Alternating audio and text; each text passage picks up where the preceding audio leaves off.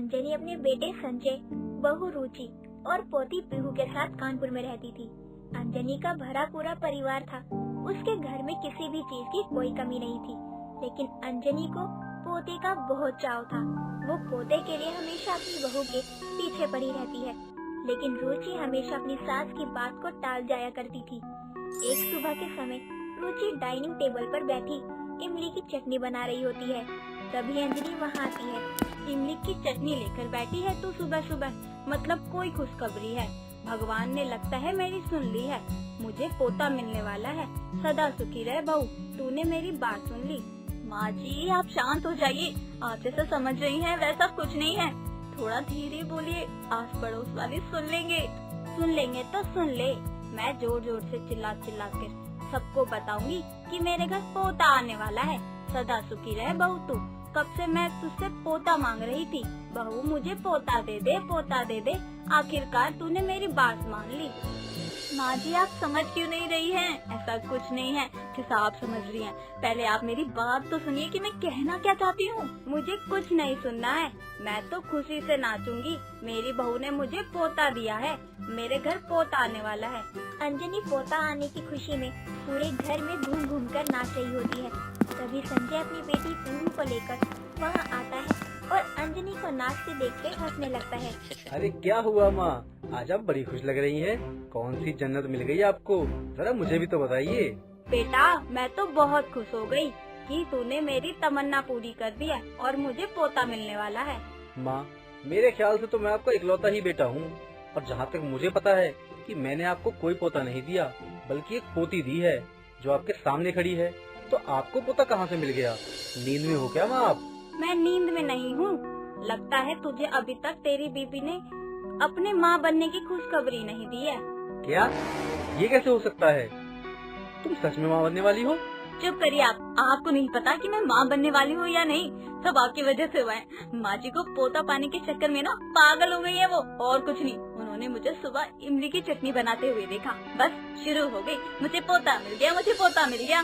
तू ये क्या कह रही है बहू? इसका मतलब तू पेट से नहीं है? मैं बिना बात ही खुश हो रही थी। शुक्र है आपको तो मेरी बात समझ में आई। मैं ये इमली की चटनी संजय जी के लिए बना रही थी। इन्हें आलू के पराठों के साथ इमली की चटनी पसंद है ना, इसलिए। रुचि की बात सुनकर अंजलि उदास हो जाती है और जाकर चुपचाप सोफे पर बैठ जाती है। तभी संजय उसके पास आता है और उसका हाथ पकड़ता है। माँ मुझे अब और बच्चे नहीं चाहिए। भगवान ने मुझे एक लड़की दी है और आपको पोती। मुझे इसे अच्छे से पढ़ा लिखा कर किसी लायक बनाना है। बस इसलिए आप ये पोते का ख्याल अपने दिल से निकाल दीजिए। पापा दादी को क्या हुआ? ये अभी तो हंस रही थी, अब सैड क्यों हो गई? बताओ दादी, मुझे बताओ क्या हुआ आपको? बेटा आप एक काम करो, आप मेरे साथ चलो। दादी को अकेला छोड़ दो, आपको स्कूल के लिए देर हो रही है ना। संजय इतना कहकर पीहू और रुचि को लेकर वहाँ से चला जाता है। इसके बाद अंजलि अपने मन में सोचती है, बेटा मैं तो तेरी माँ हूँ। अपने घर का चिराग तो मैं तुझसे लेकर रहूंगी। पोता तो तू मुझे जरूर देगा। अब मुझे ही कुछ करना पड़ेगा। अंजलि इतना कहकर वहाँ से चली जाती है। समय बीतता है और अंजलि अपने बहू बेटे को हमेशा करीब रखने की कोशिश करती है ताकि उससे पोता मिल सके। एक दिन रात के समय संजय अपने कमरे में लेटा होता है। तभी रुचि वहाँ आती है। पीहू कहाँ है? दिखाई नहीं दे रही। उसे सोना नहीं है क्या अभी? वो माँ जी के साथ ना माँ जी के कमरे में है। माँ जी कह रही थी कि उसे आज वो अपने साथ ही सुलाएंगी। लेकिन क्यों? उसे मेरे बिना नींद नहीं आती है और ना ही मुझे उसके बिना। मैं अभी उसे लेकर आता हूँ। रुकिए ना, वैसे भी उसकी वजह से हमें पर्सनल टाइम कहाँ मिलता है। अब मिला है तो थोड़ी देर बातें करते हैं आराम से। कौन सा किसी पराये इंसान के पास है? उसकी दादी है वो। हाँ वो तो है, क्या करें, पीहू के आने के बाद सब कुछ बहुत बिजी हो गया है। आपसे एक बात कहूँ, अगर आप गुस्सा ना करे तो? हाँ बोलो, क्या बोलना चाहती हो तुम? क्या हम एक और बच्चे के बारे में नहीं सोच सकते? माँ जी हमेशा मेरे पीछे पड़ी रहती हैं। बहू मुझे पोता दे दे, मुझे पोता दे दे। आप भी बताओ ना, मैं उनको क्या जवाब दूँ? यार अब तुम भी माँ की तरह शुरू मत हो जाओ। तुम जानती हो ना कि मैं एक और बच्चा नहीं पाल सकता और न ही मैं चाहता हूँ। मेरे लिए एक ही बहुत है। मैं इसी की परवरिश अच्छे से कर लूँ, यही मेरे लिए बहुत है। संजय और रुचि एक दूसरे को गले लगाकर लेटकर बातें कर रहे होते हैं। तभी उनकी बच्ची पीहू भागते हुए उनके कमरे में आ जाती है। उसको रोकने के चक्कर में अंजलि भी कमरे के अंदर आ जाती है। अंजनी को देखते ही दोनों बैग से खड़े हो जाते हैं। माफ करना बेटा, वो पीहू को पकड़ने के चक्कर में मैं गलती से अंदर आ गई। बेटा तुम मेरे साथ चलो, आज पीहू दादी के साथ सोएगी। नहीं, मैं दादी के साथ नहीं, मम्मी और पापा के साथ सोऊंगी। अरे नाच बेटी, तू इनके साथ सोएगी तो बहू मुझे पोता कैसे देगी। बेटा तू मेरे साथ चल, जो तू मुझसे मांगेगी मैं वो तुझे दूंगी। नहीं, मैं पापा के साथ ही सोऊंगी। कोई बात नहीं माँ जी, आप जाइए, ये नहीं जाने वाली है। अगर आप इसे ले जाएंगी तो खुद रात में नहीं सो पाएंगी। रुचि के कहने पर अंजनी वहाँ से चली जाती है। समय बीतता है। तभी एक दिन रुचि रसोई में खाना बना रही होती है। तभी अंजनी वहाँ आती है। बहू मुझे पोता दे दे, मेरी आखिरी इच्छा तो पूरी कर दे। माँ जी आप पोता तो ऐसे मांग रही हैं जैसे मार्केट की शॉप में लगी कोई शो पीस हो, जो आपके कहते ही मैं उसे लाकर आपको थमा दूं। मैं अकेली कैसे दे दूं आपको पोता। बहू तू संजय को मनाने की कोशिश तो कर, एक पत्नी होकर अपने पति को रिझा नहीं सकती है क्या, ताकि मेरा वंश भी आगे बढ़ जाए। माँ जी मैं क्या करूँ, मुझे ये सब करना नहीं आता, आप बताइए। अपने पति के साथ टाइम बिता, उससे प्यारी प्यारी बातें कर, ताकि वो तेरे पास रहे, तुझसे दूर ना जाए। एक बार अपनी तरफ से पूरी कोशिश कर, अच्छे से तैयार होके बंधन के जा। अपनी सास के कहने अनुसार रुचि ज्यादातर अपने पति के करीब रहने की कोशिश करना शुरू कर देती है। जब तक वो घर में है वो उसके पास ही रहती। एक दिन सुबह के समय संजय मॉर्निंग वॉक से घर आता है और बाथरूम में जाने लगता है। तभी अंजनी बोलती है, बेटा बहू को भी साथ में लेकर चले जा। माँ आपको पता है ना मैं कहाँ जा रहा हूँ। नहीं, लेकिन जहाँ भी जा रहा है इसे अपने साथ ले जा। अच्छा बाथरूम जा रहा हूँ, ले जाऊँ इसे भी अपने साथ। नहीं मुझे नहीं जाना है, आप अकेले ही जाइए, वहाँ मेरा क्या काम। नहीं नहीं चलो चलो ना, वैसे भी आजकल तुम दोनों सास बहू का दिमाग कुछ ज्यादा ही चल रहा है, दिमाग खराब कर रखा है तुम दोनों ने। संजय इतना कहकर वहाँ से चला जाता है। समय बीतता है। तभी एक दिन वो सोफे पर बैठकर अपना लैपटॉप सामने रखकर वीडियो कॉलिंग पर मीटिंग कर रहा होता है। तभी रुचि भी वहाँ आकर बैठ जाती है और जोर से संजय का हाथ पकड़ लेती है। तभी संजय जल्दी से लैपटॉप बंद कर देता है। उठो जल्दी उठो यहाँ से, और पहले तुम ये बताओ कि ये सब क्या चल रहा है। आजकल तुम्हारी हरकतें बहुत अजीब हो गई हैं, हमेशा फेविकॉल की तरह चिपकी रहती हो। देखिए आप मुझसे ना ऐसे लेवल गिराकर बात मत कीजिए, मैं किसी और की नहीं चिपक रही हूँ, बल्कि अपने पति से ही तो चिपक रही हूँ। भगा कर नहीं लाए हैं आप मुझे, शादी करके लाए हैं। इज्जत से बात कीजिए मुझसे। अच्छा जी, खुद गलती करके मुझे सुना रही हो। यहाँ पर तैयार होकर लैपटॉप के सामने पूजा करने तो नहीं बैठा हूँ जो तुम मेरा साथ देने आ गई हो। तुम्हें समझ में तो आ रहा है ना कि मैं काम कर रहा हूँ। नहीं समझ में आया मुझे, वैसे भी आपको काम के सिवा और कुछ दिखाई ही कहाँ देता है। दिखाई तो मुझे बहुत कुछ दे रहा है, आजकल तुम कुछ ज्यादा ही चिपक रही हो मुझसे। कुछ नहीं, छोड़िए, कर लीजिए अपना काम। रुचि इतना कहकर वहाँ से चली जाती है। दिन बीतते हैं। तभी एक दिन संजय भीगते हुए ऑफिस से घर आता है और रुचि उसके लिए कॉफी लेकर रूम में आती है। वो कॉफी रखकर रूम से जाने लगती है।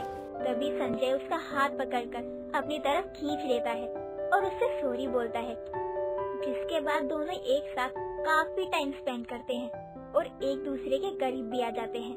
समय बीतता है। तभी रुचि एक दिन डॉक्टर के पास जाती है, जहाँ उसे पता चलता है कि वो माँ बनने वाली है। वो घर आकर ये खुशखबरी अपनी सास को सुनाती है, जिससे सुनकर वो पूरे मोहल्ले में मिठाइयाँ बांटती है। इस तरह से अंजनी को अपना पोता पाने की इच्छा पूरी होने की एक आस मिल जाती है। कावेरी को लगता था कि वो अपने बेटे की शादी ना करवा के उसके जीवन में होने वाली घटनाओं को रोक सकती है। क्या उसका सोचना सही था? क्या सच में किसी इंसान का बांझपन उसके लिए आशीर्वाद बन सकता है या नहीं? क्या सच में ऐसा हो सकता है? इन सब सवालों के बारे में जानने के लिए आइए देखते हैं इस कहानी को। कावेरी को उसके आस पड़ोस के मोहल्ले वालों से लेकर उसके नाते रिश्तेदार तक सभी लोग उसके बेटे आशीष की शादी ना हो पाने का ताना मारते थे, लेकिन कावेरी पर उनकी बातों का कोई असर नहीं होता। लेकिन ये बात उसकी बेटी रुचि को बिल्कुल अच्छी नहीं लगती थी। एक दिन शाम के समय रुचि अपने कॉलेज से घर लौट रही थी। तभी उसकी पड़ोसन शांति हाथों में मिठाई लिए उसे रोकते हुए कहती है, ले बेटा मिठाई खा, आज मेरे बेटे राहुल की शादी तय हो गई। मैं तो बहुत खुश हूँ। राहुल की उम्र तेरे भाई आशीष की उम्र से भी कम है, फिर भी देख उसकी शादी तय हो गई है। लेकिन तेरे भाई की शादी अभी तक तय नहीं हुई है। आंटी जी, आपने मुझे अपने बेटे की शादी तय होने की खुशी में मिठाई खिलाने के लिए रोका है या मेरे भाई की शादी नहीं हुई उसका ताना मारने के लिए? पहले ये डिसाइड कर लो आप। बेटा तू चिढ़ क्यों रही है? ये बात तो पूरा मोहल्ला जानता है कि जरूर कोई ना कोई ऐप तो लड़कियों में जरूर होंगे, तभी तो शादी की उम्र होने के बाद भी उसकी शादी नहीं हो रही। जरूरी नहीं ना कि जो इंसान शरीफ दिखे वो शरीफ ही हो। आंटी जी, सब कुछ कहना लेकिन मेरे भाई के खिलाफ कुछ मत बोलना, वरना मैं बड़े का लिहाज भूल जाऊंगी। मेरे भाई के अंदर कोई कमी नहीं है, बस वो भाई शादी नहीं करना चाहते हैं इसलिए नहीं कर रहे हैं। जिस दिन करना चाहेंगे लड़कियों की लाइन लग जाएगी। बेटा तू लाइन लगाने की बात कर रही है, लेकिन मैंने तो आज तक एक रिश्ता आते हुए नहीं देखा।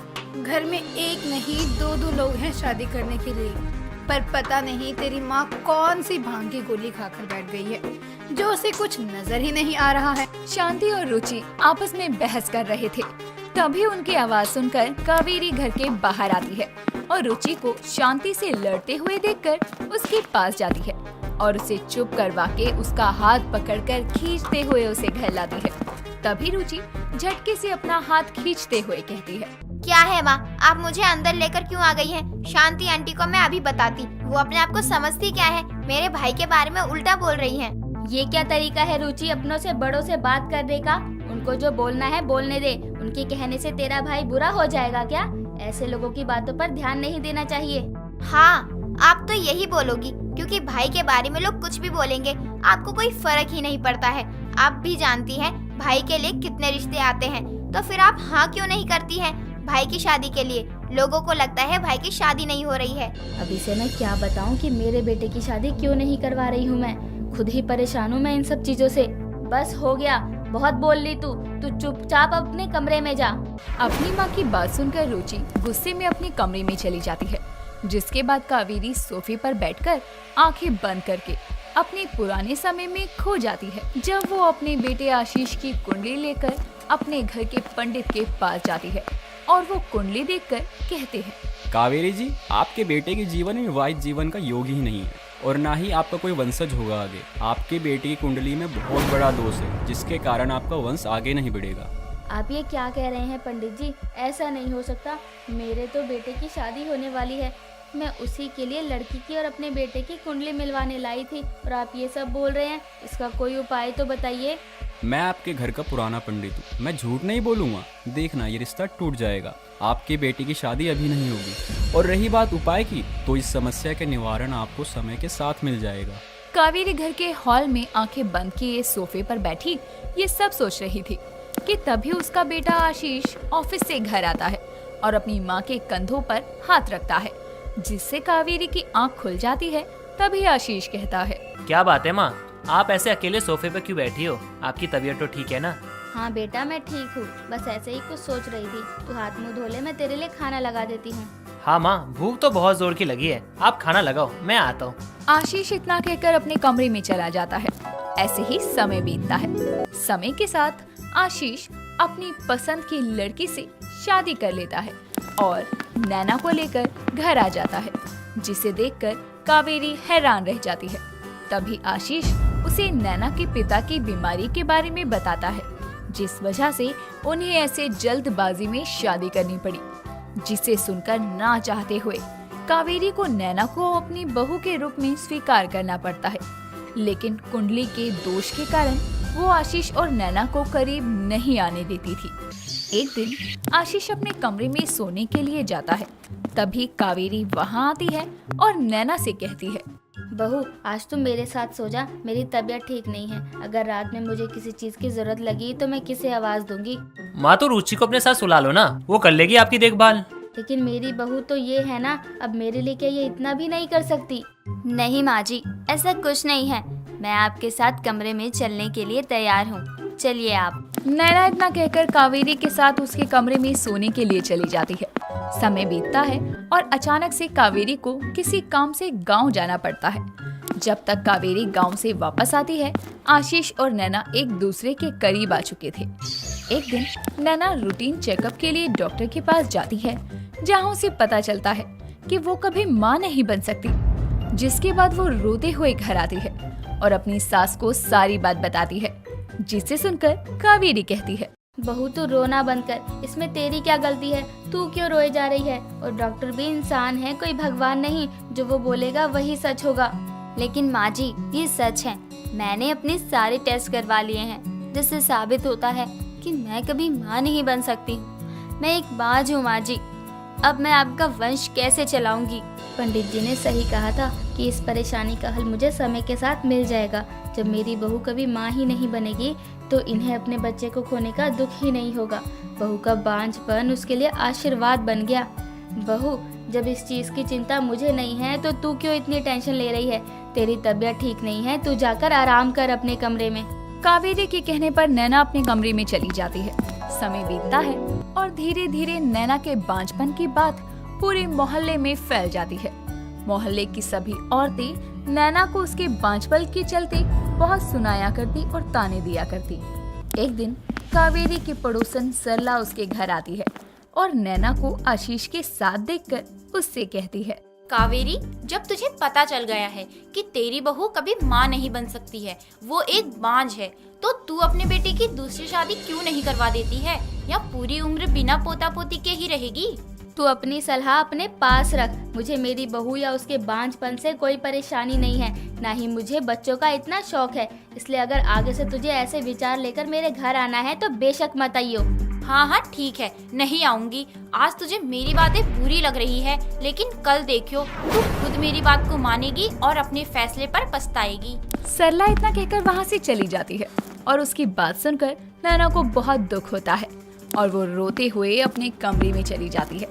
अगले दिन वो अपनी सास को फोन पर बात करते हुए सुनती है, पंडित जी, मुझे समस्या का हल मिल गया। मेरी बहू कभी माँ नहीं बन सकती, वो एक बांझ है। अब उसे या मेरे बेटे को अपने बच्चे को खोने का दुख नहीं भोगना पड़ेगा। इसी के चलते मैंने उन्हें जल्दी करीब भी नहीं आने दिया, लेकिन अब मुझे ऐसा कुछ भी करने की जरूरत नहीं है। अपनी सास की सारी बातें सुनकर नैना के पैरों तले जमीन खिसक जाती है, जिसके बाद वो अंदर आकर अपनी सास से सारी बात पूछती है, जिस पर कावेरी उसे आशीष की कुंडली के दोष के बारे में सब कुछ बताती है, जिसे सुनकर नैना कहती है, माँ जी, आपने जो भी किया हमें दुखों से बचाने के लिए किया, लेकिन अब क्या ये बांझपन का ताना मुझे जिंदगी भर सुनना पड़ेगा। बहू, तू बस ये सोच कि तेरा बांझपन तेरे लिए आशीर्वाद बन गया। इतना दुख तुझे बांझपन के ताने सुनने से नहीं होगा जितना अपनी औलाद खोने पर होगा। माँ जी, तो क्या हमें कभी बच्चे का सुख प्राप्त नहीं होगा? ऐसा नहीं है बेटा, तू बस बच्चे को जन्म नहीं दे सकती, लेकिन गोद तो ले सकती है ना। तू और आशीष कुछ समय के लिए बाहर चले जाना और वहीं से कोई बच्चा गोद ले लेना, जिसका जिक्र हम तीनों के सिवा किसी के सामने नहीं होगा। इससे दुनिया वालों के मुंह भी बंद हो जाएंगे। कावेरी की बात सुनकर नैना खुश हो जाती है, जिसके बाद वो आशीष को सारी बातें बताकर कुछ समय के लिए बाहर चले जाते हैं और वहाँ के अनाथ आश्रम से एक बच्चा गोद ले लेते हैं, जिससे उनकी जिंदगी का खालीपन भी बढ़ जाता है और नैना को बांझपन के तानों से भी मुक्ति मिल जाती है।